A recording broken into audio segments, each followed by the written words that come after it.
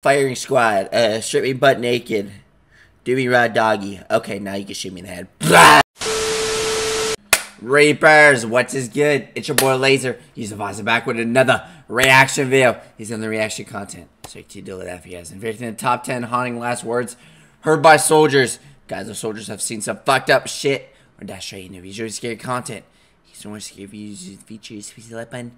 You subscribe to the notification bell icon stream every night at Twitch. Because your stream's working amazing. Let's dive straight into the video. If you're watching this, then either we're old and watching it together, and hopefully you're laughing. Hey man, I'm only 21. Come on. You're watching it because I wasn't able to keep my promise to you by coming home. There have been soldiers fighting in wars for almost as long as humans have been around, and every year people sacrifice their lives so that others can live freely. A lot of people leave last words that can be inspiring or just nice, but sometimes a person's last words can leave quite a haunting or eerie feeling. On today's top 10 list, I'll be covering 10 haunting last words heard by soldiers. Starting off this list, in our number 10 spot, we have 𝐈𝐭'𝐬. 𝐈𝐭'𝐬 was a first duke, and he was the first prince of the Moskva, and was a French military commander in the French Revolutionary Wars, as well as the Napoleonic Wars. He was even one of the original 18 marshals of the empire that Napoleon I created. After Napoleon was dethroned and Napoleon looking very fine here. exiled in 1815, however, Michael was arrested and tried by the Chamber of Peers for treason. When the verdict was given, 137 peers voted for the death penalty, 17 voted for deportation, 5 abstained, and there was 1 single vote for acquittal. Unfortunately, this was a majority rules situation, and Michael was sentenced to death by the firing squad. On December 7th, 1815, Michael was put in front of a firing squad, and he refused to wear a blindfold. He was surprisingly Wait, why blindfold? What the fuck? You gotta be shot by a blindfold? Wait. I can't talk. You tell me motherfucker's gonna be shot with a blindfold on? given the right to order the fire himself, and before doing so, these are the final words that he spoke. "Soldiers, when I give the command to fire, fire straight at my heart. Wait for the order. It will be my last to you. I protest against my condemnation. I have fought 100 battles for France, and not one against her.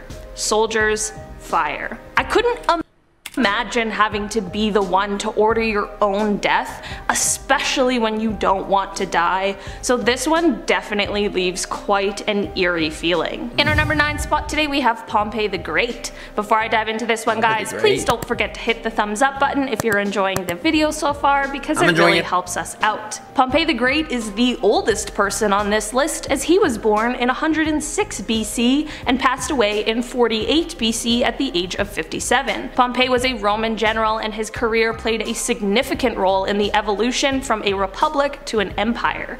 At one point, he was an ally of Julius Caesar, but they became enemies, and this is what led to Pompey's death. In 48 BC, there was a civil war in which Caesar beat Pompey's army, and Pompey began to retreat to Egypt. Once he got there, he hoped that King Ptolemy would help him, but unfortunately the king feared Caesar, so instead the king invited him ashore at Pelusium, and it was there that Pompey was assassinated. Pompey's final words were to— oh shit, he's taking that dagger, bro. Dagger in your back.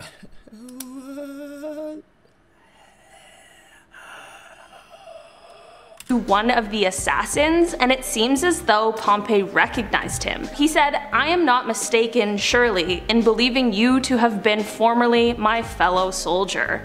Certainly being assassinated is never good." No, for real, like imagine someone just casually putting a knife in the back of your skull, bro. Like, fuck that. But by people you know and possibly trusted is definitely quite a dark twist. In our number 8 spot today, we have Sir Philip Sidney.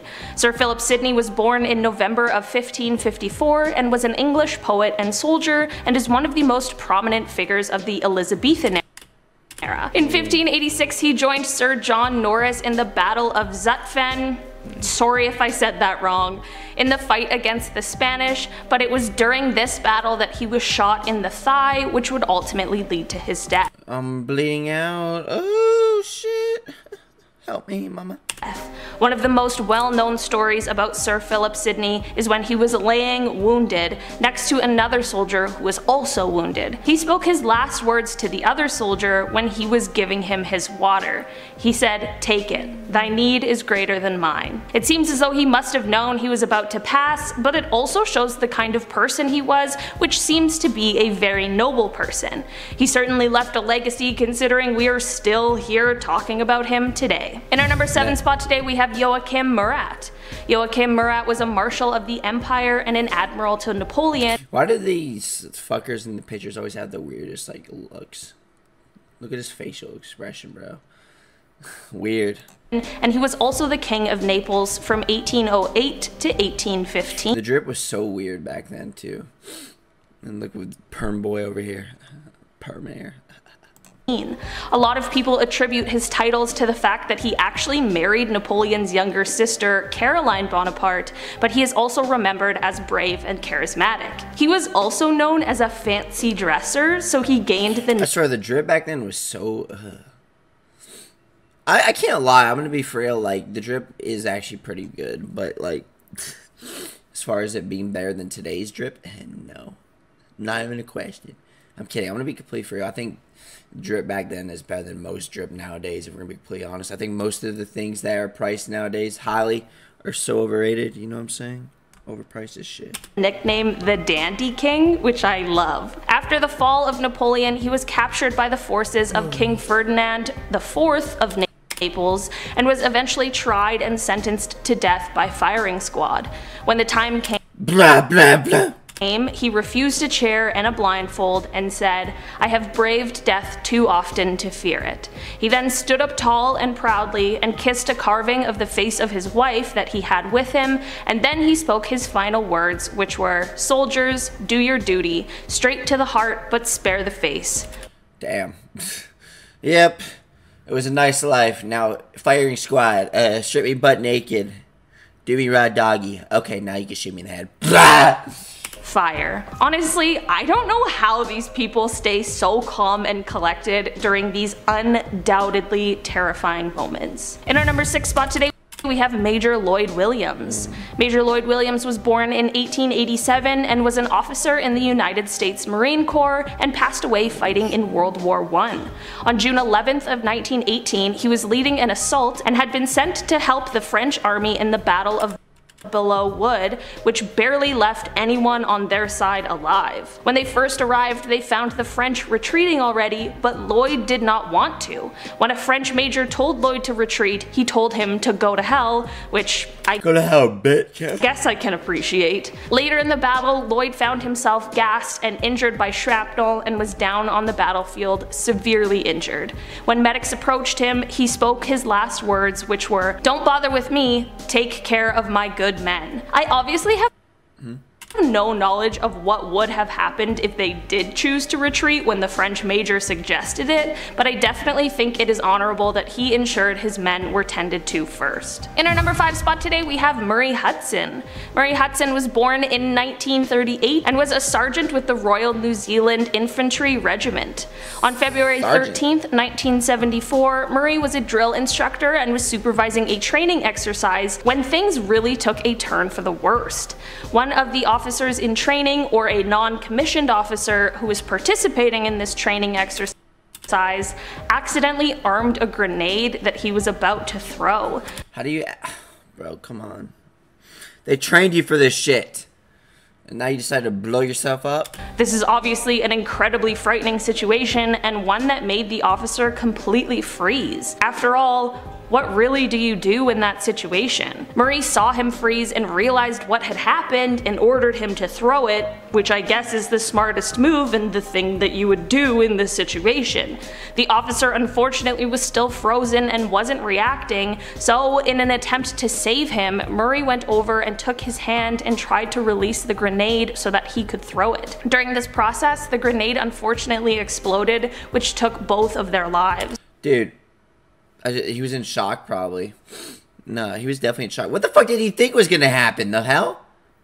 Why did he just stay... Wait, I'm confused. Like, why did he stay frozen? Did he not know, like... Oh, I think it was, like, too late.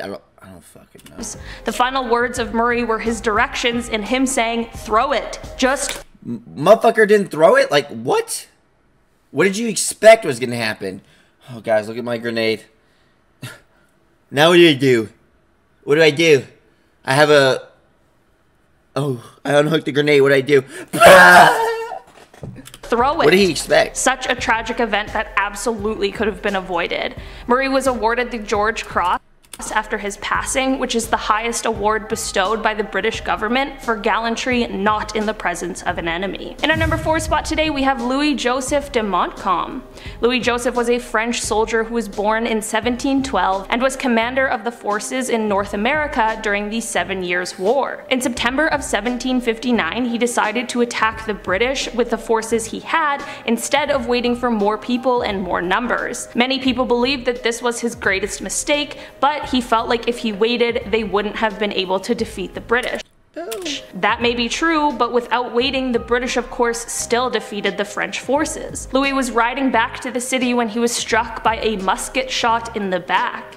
There were 3 soldiers who helped him back to the city and to a surgeon who explained that he wouldn't be able to even make it through the night. Before his commanding officers left him for the last time, he had some not so nice words for them. His final words happened to be, "I have much business that must be attended to of greater moment than your ruined garrison and this wretched country." Considering he's talking about the country that I live in, that seems a little rude, but I can understand why he felt that way. In our number 3 spot today, we have Simon Bolivar.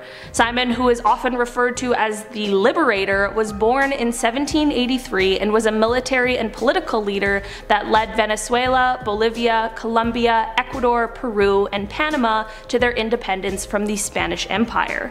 He was 47 years old in 1830 and had resigned from his presidency and was planning on heading to Europe. He even had already sent crates of his belongings, but unfortunately fell extremely ill before he was able to leave. Grab that feather and put it on the fucking books. His country. On December 17th of 1830, he was about to lose his battle with tuberculosis and was extremely delirious, so his last words are actually very strange. There are some accounts that his last words were, "Damn it, how will I ever get out of this labyrinth?" And other accounts say that his final words were, "Fetch the luggage, they do not want us here." Truthfully, either way, it is clear that he wasn't necessarily in his right mind, but it's also very clear that he was looking for some way out or some sort of escape. In our number 2 spot today, we have John Sedgwick. John Sedgwick was born in 1813 and was a military officer and Union Army general during the American Civil War. On May 9th, 1864, he and his men were at the Spotsylvania courthouse and he was directing different placements when Confederate sharpshooters, who were around 1,000 yards away, began shooting at them. This of course caused for some of John's men to duck for cover like any regular human being would when being shot at. I'm not exactly sure why, but John seemed to have been less concerned with the shots and more concerned with the soldiers taking cover, and he continued to strut around and say, "I'm ashamed of you. They couldn't hit an elephant at this distance." It was unfortunately just a few moments later that he was fatally struck by a bullet just under his left eye. Ooh. His chief of staff, Martin T. McMahon. If you get shot in the eye, you can survive that, right? I think so. Well, the eye's like near the brain, but no, you can't. No. I'm pretty sure if you get shot in the eye, you're fucked. Man was close to him and heard his last words and tried to catch him as he fell. Medical personnel were of course called as quickly as possible, but unfortunately he never regained consciousness. In our number 1 spot today, we have Alexander Prokhorenko. In 2016, Alexander was a senior lieutenant with the Special Armed Forces of the Russian Armed Forces. He was 25 years old at the time and was fighting in the Syrian Civil War. On March 17th of 2016, during the Palmyra offensive, he found himself surrounded by ISIS militants. Not wanting to be captured alive and also bravely doing what he thought was best, he ordered an airstrike on his location. His command was slightly confused in the beginning of this order and asked him to confirm his order, and this is when Alexander spoke his final words to command. He said, "They are outside. This is the end, Commander. Thank you. Tell my family and my country I love them. Tell them I was brave and I fought until I could no longer. Please take care of my family. Avenge my death. Goodbye, Commander. Tell my family I love them. Goodbye. Alexander left behind his wife Katya and the child they were expecting at the time of his death. He was nicknamed the Russian Rambo after his death and was awarded the title Hero of the Russian Federation for his ultimate sacrifice. Alright guys, that has... Well guys, this was video. If you enjoyed it, guys, which one of those words by the soldier was the most scared of you? These are scary content. These are scary features. See you next one. Peace.